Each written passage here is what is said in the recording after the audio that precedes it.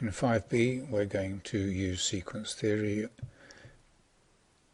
to look at examples where we have percentage change, and the applications are such as compound interest, investments and loans, whereas before we were looking at simple interest, and reducing balance depreciation, whereas before we were looking at flat rate or unit cost depreciation.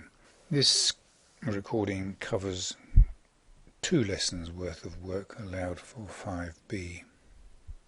Now here are some examples of common ratios of geometric sequences. For instance, if you want to make a number 3 times bigger each time, x0 is 8, xn plus 1 is 3 times x to the n.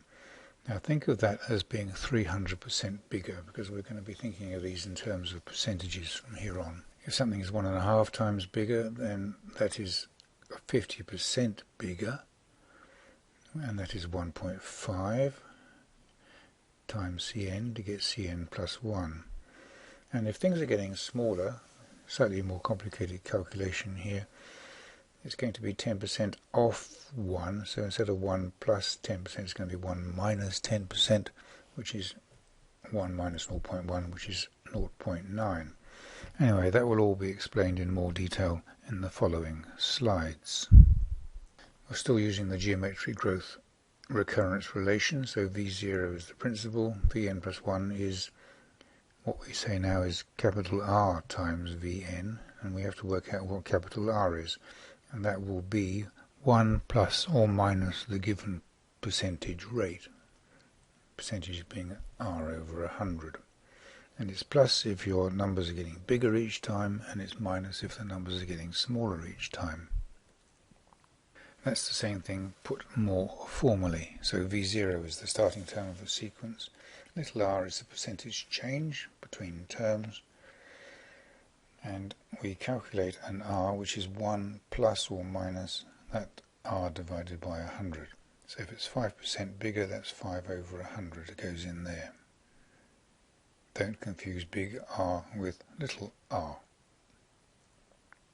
Starting with matters such as compound interest, where money is put in the bank or borrowed from the bank, that is going to be where the interest on the amount is increasing the size of the principal, so that's going to be plus each time, not minus. And here's an example.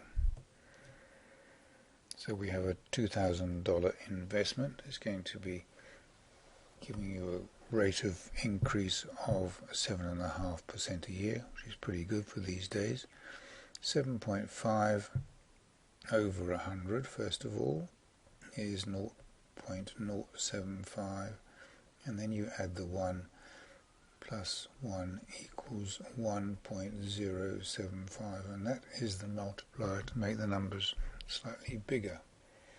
Put that into the calculator, so put 2,000 into a calculator, press enter, and then times 1.075. You do it once for the first year, you get 2150, once again, and the value there for 3 years. You can't see this yet, but it's on the next slide. Do it once more for 4 years, and keep going it until you pass $3,000. If you've done that, then you can check your answers with this. If you're writing down the answers, write them to 2 decimal places or to the nearest whole number as requested. So after 4 years, the amount of investment has grown to $2670.94. Interest is not always calculated annually. It can be calculated quarterly, monthly, fortnightly, weekly, or even daily. So you need to know how many of those in 1 year. 4 quarters in a year, 12 months, 26 fortnights.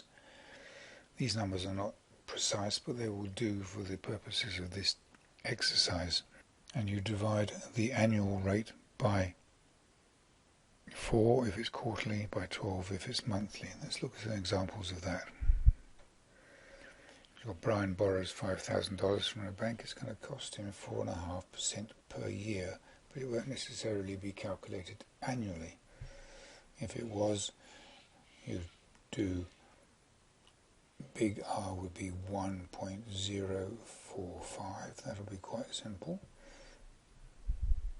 Put that into the formula. 4.5 divided by 100 and then add 1. But if it's quarterly, first thing you're going to do is divide 4.5 divided by 4, because you have 4 equal calculations, but not 4.5 each time. Obviously it's 1.125.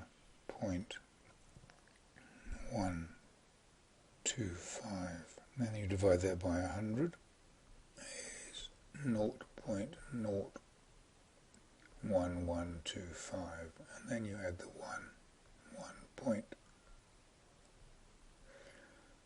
1.01125. And if it's monthly, I'll leave you to do it. You're going to do 4.5 divided by 12 and then continue. Now that's growth. If the balance is reducing, as in depreciation, then we're going to be using R is 1 minus R over 100, not plus. Let's see how that pans out. Someone has bought some office furniture costing $6,900 and he wants to use what we call the reducing balance method of calculating the depreciated value. And the rate is 7%. Now 7% is 0.07, and 1 minus 0.07 is 0.93. So that's why we're going to multiply by 0.93 each time, and the numbers are going to get smaller. Put that into the calculator. $6,900 times 0.93 gives us 6417. So A, we're going to have 6417. Do it again, enter 5967. Nearest whole number for the tax office, 5968.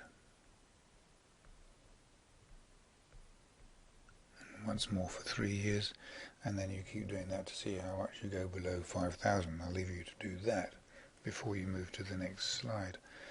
And part C there is just do it all from scratch with different numbers, if you would like to do that. Okay, well that's the introduction to exercise 5b, which starts on page 162. The first 7 questions just use the rule for geometric sequences and all sorts of weird applications, and questions 8 to 13 use the recurrence relations, which I've just been going through. Thank you.